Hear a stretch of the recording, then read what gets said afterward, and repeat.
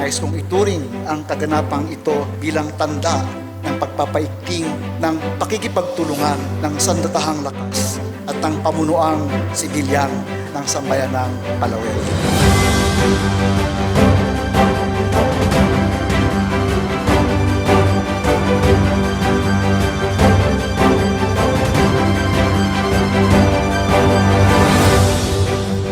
Nais kong samantalain din ang pagkakataong ito upang hikayatin ang ating mga kababayang sibilyang kwalipikado na magpatala at maging aktibong mga reservist ng sandatahang lakas sa lalong ikahanda ng ating bansa sa anumang banta sa ating kapayapaan, kaayusan at kasarinlan.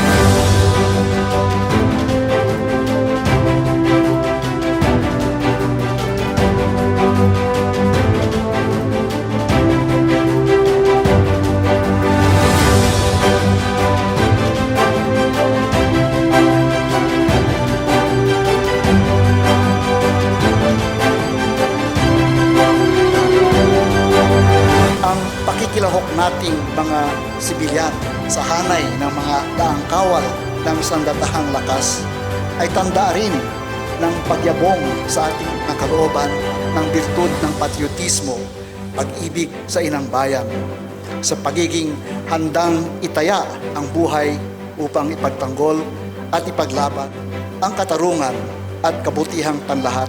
Thank you for bearing with me. Matamang salamat. All the best kanindong tanan. Mabuhay ang sambayanang Palawenyo, mabuhay ang sambayanang Pilipino.